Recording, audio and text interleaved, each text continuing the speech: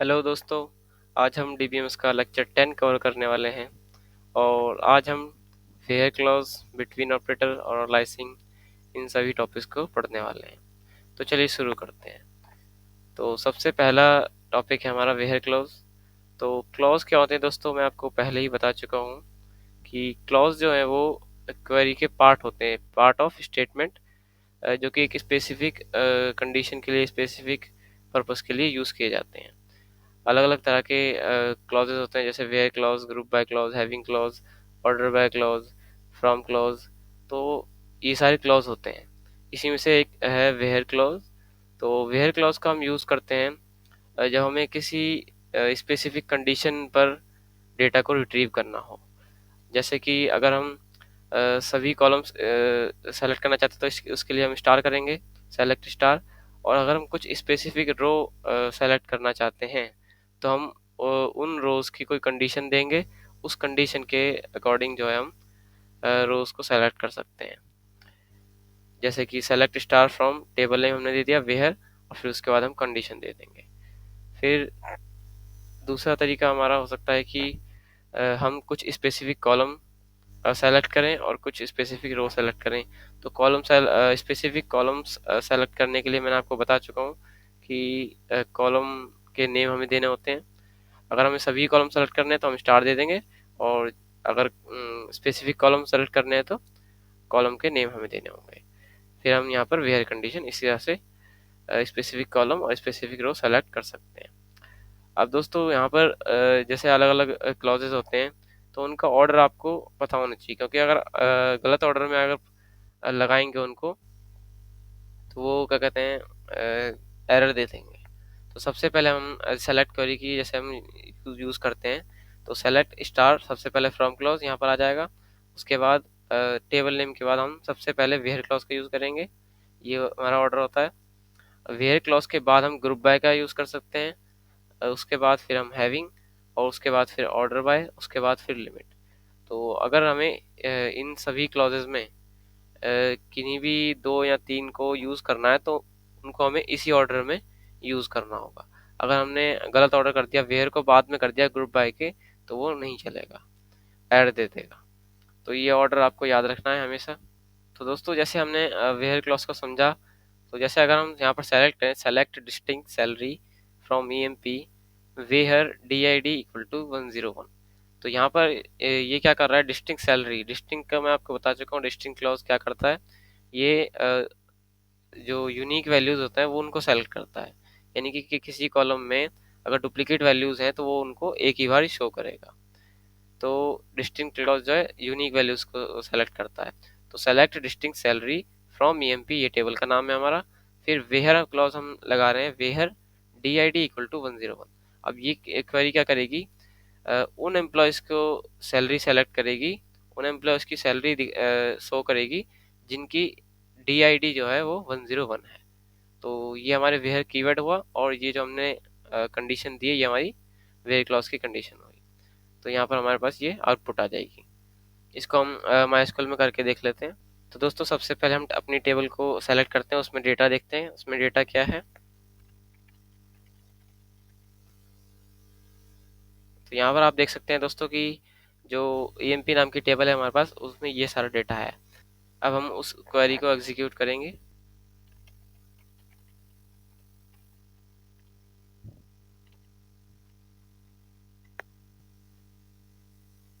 तो यहाँ पर आप देख सकते हैं दोस्तों, हमने सेलेक्ट क्वेरी चलाई और यहाँ पर हमने D I D equal to 101 किया। तो इस टेबल में से जिसकी D I D, department I D जो है 101 थी, वो सारी रोज हमारे पास सेलेक्ट होकर आ गई हैं।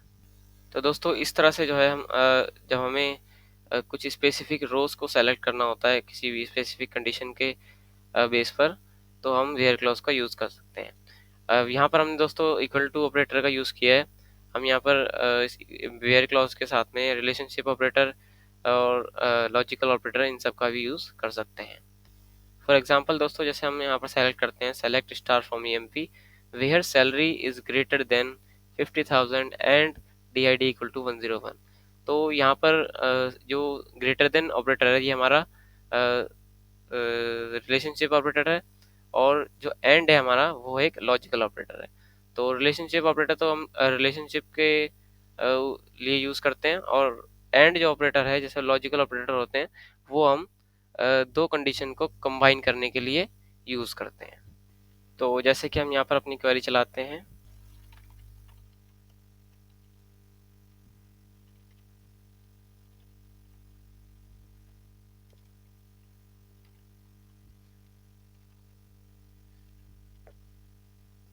तो यहाँ पर आप देख सकते हैं दोस्तों, यहाँ पर हमने select star from MP where salary को हमने 50,000 से ग्रेटर देन सेलेक्ट किया, और D I D equal to 101 होनी चाहिए। तो यहाँ पर वही रोज सेलेक्ट होकर आई हैं जिनकी डी आई डी जो है वो 101 है और सैलरी 50,000 से ग्रेटर है।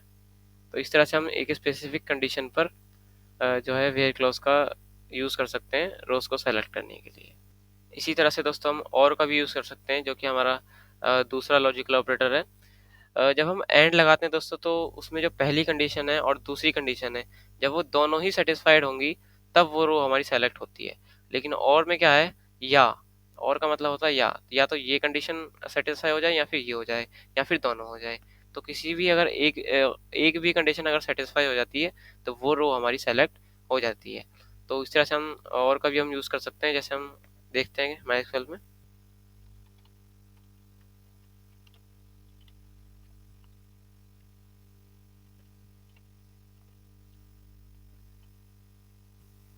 तो दोस्तों यहाँ पर हमने एज इक्वल टू 21 और एज इक्वल टू 22 ये हमने कंडीशन दी हुई है क्लॉज में। तो यहाँ पर हमारे पास जिन जिन की एज 21 और 22 है उन सब की डिटेल्स हमारे पास आ गई है। 22, 21, 22, 22, 21। अब दोस्तों हमारे पास एक और ऑपरेटर बचा है लॉजिकल का, नॉट। तो इसको भी हम देख लेते हैं यूज़ करके। तो इसमें हम जैसे हम सेलेक्ट करेंगे select star from MP where not D I D equal to 101। तो ये हम वेयर क्लॉज में यूज़ कर रहे हैं।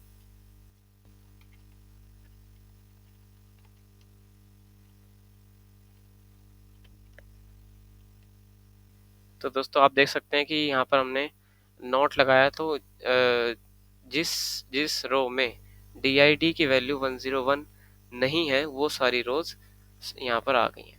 तो हमारे पास टेबल में जो है दो ही वैल्यू है डी आई डी में, 101, 102। तो यहाँ पर 101 हमें सेलेक्ट नहीं करनी है, तो बची हमारे पास 102। तो 102 वाली सभी जो रोज है वो हमारे पास सेलेक्ट होकर आ गई है। अब दोस्तों अगर हम सेलेक्ट करें select E name DID from EMP where salary greater than equal to 45,000 and salary less than equal to 55,000।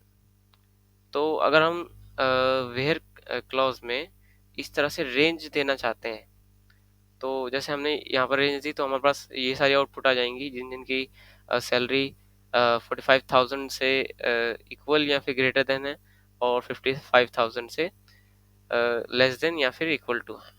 लेकिन अगर हमें इस तरह से रेंज डिफाइन करनी है, रेंज सेलेक्ट करनी है रेंज से जिसमें कि हमारे पास एंड वैल्यूज, जैसे हमने इक्वल टू लिखा हुआ है ना यहाँ पर, तो इक्वल टू से क्या है कि 45,000 और 55,000 ये दोनों वैल्यूज इंक्लूड है।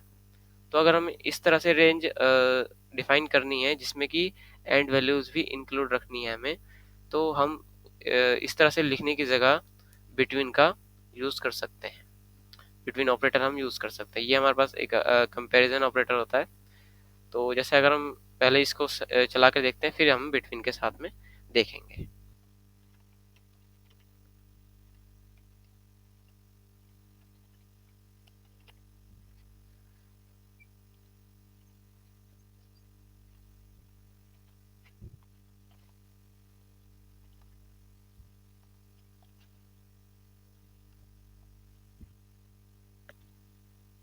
तो दोस्तों आप देख सकते हैं यहाँ पर हमने ई नेम और डी आई डी सेलेक्ट की, और यहाँ पर हम रेंज डिफाइन कर रहे हैं salary is greater than equal to 45,000 and salary less than equal to 55,000। तो यहाँ हमने एंड लगाया, तो ये दोनों कंडीशन हमारे पास सेटिस्फाई होनी चाहिए। तो यहाँ पर हम देख सकते हैं श्याम, अमित, जय, श्याम। तो ये सारी चार रोज हमारे पास सेलेक्ट होकर आई हैं जिन जिनकी सैलरी इस रेंज में बिलोंग करती है। अब दोस्तों हम इसको इस तरह से ना लिख करके हम बिटवीन ऑपरेटर का यूज़ कर सकते हैं और हम यहाँ पर लिखते हैं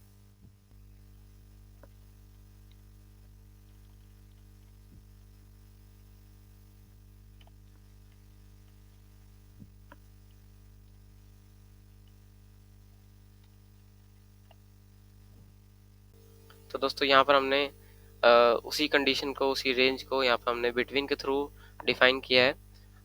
वेयर क्लोज में हमने लिखा है सैलरी बिटवीन 45,000 एंड 55,000। तो यहाँ पर हमारे पास दोनों वैल्यूज जो है वो इंक्लूड रहेंगी।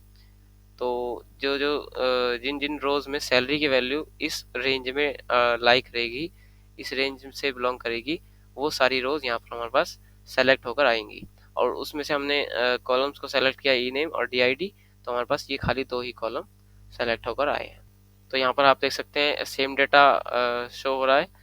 चाहे हम इस तरह से लिखें, रेंज को डिफाइन करें, या फिर हम बिटवीन के थ्रू रेंज को डिफाइन करें। तो नेक्स्ट दोस्तों यहाँ पर हमारे पास बिटवीन के बारे में ही लिखा हुआ है, column between A and B। तो ये हमने कॉलम का नाम दिया था, जैसे सैलरी दिया था, सैलरी बिटवीन 45,000 एंड 55,000। तो हमारे पास ये जो दो वैल्यू हम देते हैं A एंड B, ये दोनों हमारे पास इंक्लूडेड होती हैं। तो यही हमने क्वेरी अभी हमने एग्जीक्यूट की थी। तो आगे चलते हैं। सो नेक्स्ट टॉपिक है हमारे पास अलाइसिंग। अलाइसिंग दोस्तों क्या होती है, जब हम डिस्प्ले कराते वक्त किसी कॉलम का नाम चेंज करके डिस्प्ले कराते हैं तो उसे हम अलाइसिंग कहते हैं। जैसे कि अगर हमारे पास जो टेबल है EMP नाम की, उसमें जो एक कॉलम है उसका नाम है ई नेम। तो अगर हम नॉर्मल ई नेम सेलेक्ट करेंगे तो यहाँ पर जो सेलेक्ट आउटपुट में हमें दिखता है तो वो ई नेम ही दिखता है। लेकिन अगर हमें खाली नेम दिखाना है यूज़र को, आउटपुट में हमें खाली नेम दिखाना है, एक्चुअल नेम नहीं दिखाना है कॉलम का, तो हम एज का यानी कि अलाइसिंग का यूज़ करते हैं। तो हम यहाँ पर लिख देंगे select E name as name from EMP। तो यहाँ पर जो कॉलम का नेम आएगा ना डिस्प्ले होते वक्त, तो वो ई नेम नहीं आएगा, नेम आएगा, तो इसको हम कहते हैं अलाइसिंग। जैसे कि वहाँ तो हमने सिंपल समझा कि ई नेम को हमने नेम कर दिया, लेकिन अगर हमें जैसे हमने सेलेक्ट किया select name, select E name as name, तो ई नेम जो है वो नेम इस तरह से आ जाएगा। और अगर हम सैलरी इंटू 12 ये हमने सेलेक्ट कर रहे हैं, हम एनुअल इनकम निकाल रहे हैं, तो सैलरी जो है मंथली है, तो हम एनुअल इनकम निकालने के लिए उसको 12 से मल्टीप्लाई करेंगे। अब अगर हम यहाँ पर एज एनुअल इनकम ना करें, तो यहाँ पर जो कॉलम का नेम आएगा वो सैलरी इंटू 12 इस तरह से यहाँ पर लिखा आ जाएगा, लेकिन वो हमें अच्छा नहीं लगेगा। तो इसलिए हम इसको एज करके एनुअल इनकम लिख देंगे और फ्रॉम EMP। तो इस तरह से हमारे पास जो डेटा है वो डिस्प्ले होगा। अब दोस्तों यहाँ पर हमने लिखा है एनुअल इनकम, तो यहाँ पर हमारे पास दो वर्ड आ रहे हैं। तो अगर जैसे हमने पीछे लिखा था सिंपल ई नेम एज नेम, तो यहाँ पर खाली एक वर्ड है, तो हम सिंपल इस तरह से लिख सकते हैं एज नेम। यहाँ पर हमें कोई कोटेशन मार्क की ज़रूरत नहीं है, किसी चीज़ की ज़रूरत नहीं है अगर एक वर्ड है तो। लेकिन अगर हमारे पास जैसे यहाँ पर एनुअल इनकम हमें लिखना है, तो यहाँ पर हमारे पास दो वर्ड आ गई। तो दो वर्ड के लिए हम या तो हम उसे कोटेशन मार्क्स में इनक्लोज करेंगे, या फिर हम उन दोनों वर्ड्स को अंडर स्कोर का यूज़ करके हम उनको जोड़ेंगे। तो हमारे पास वो जो है एक वैल्यू ही कंसीडर की जाएगी। अगर हम यहाँ पर अंडरस्कोर भी ना लिखें और इसको कोटेशन मार्क के अंदर इंट्रोड्यूस भी ना करें, तो ये क्वेरी हमारी नहीं चलेगी, एरर दे देगी। तो अब हम इसको लाइसिंग को माइस्कल में करके देखते हैं। तो दोस्तों बाय मिस्टेक मैंने माइस्कल को बंद कर दिया था, तो इसे मैंने रीओपन किया है, इसीलिए आपको यहाँ पर जो अभी तक हमने पढ़ा, अभी तक हमने किया, वो आपको यहाँ पर नहीं दिख रहा है। अब हम अलाइसिंग देखते हैं।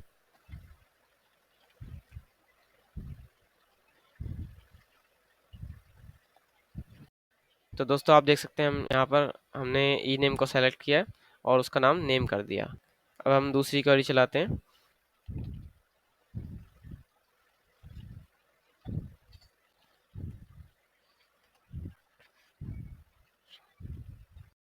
तो दोस्तों आप देख सकते हैं यहाँ पर हमने सैलरी इंटू 12 किया, तो ये हमने एनुअल इनकम निकालने के लिए किया है। लेकिन यहाँ पर जो कॉलम डिस्प्ले हो रहा है आउटपुट में, उसके नाम जो है वो सैलरी इंटू 12 ही आ रहा है, जबकि ये जो अच्छा नहीं लग रहा, जबकि ये क्या है एनुअल इनकम है। तो हमें ये अगर डिस्प्ले कराना है एनुअल इनकम, हमें ये बताना है, तो हम इसको अलाइज कर सकते हैं, इसका नया नाम दे सकते हैं।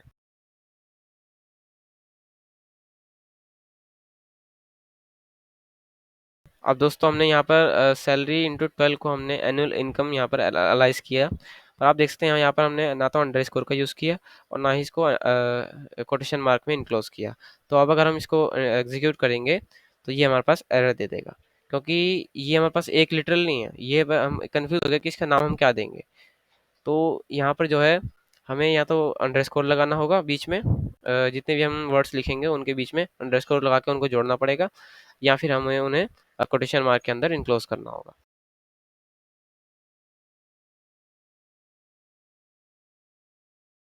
तो आप देख सकते हैं यहाँ पर हमने कोटेशन मार्क के अंदर इनक्लोज किया, तो ये हमारे पास एनुअल इनकम लिखा आ गया और क्वेरी हमारी एग्जीक्यूट हो गई। इसी तरह से हम कोटेशन मार्क की जगह इस जो अंडरस्कोर है उससे हम इन दोनों को जोड़ भी सकते हैं।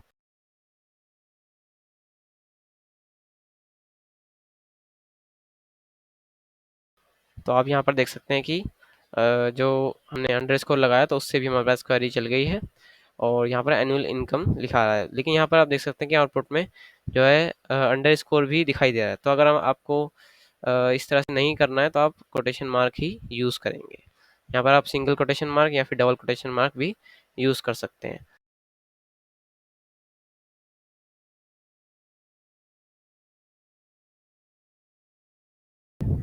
तो यहाँ पर आप देख सकते हैं सेम आउटपुट हमारे पास आ रहा है। तो इस तरह से हम अलाइसिंग यूज़ करते हैं। सो थैंक यू दोस्तों, आज का लेक्चर हमारा यहीं पर समाप्त होता है। अगर आपको लेक्चर पसंद आए तो लाइक करें और चैनल को सब्सक्राइब जरूर करें दोस्तों। और अगर आपकी कोई क्वेरी है, कोई कमेंट है, कोई क्वेश्चन अगर पूछना चाहते हैं तो आप कमेंट कर सकते हैं। सो जय हिंद दोस्तों।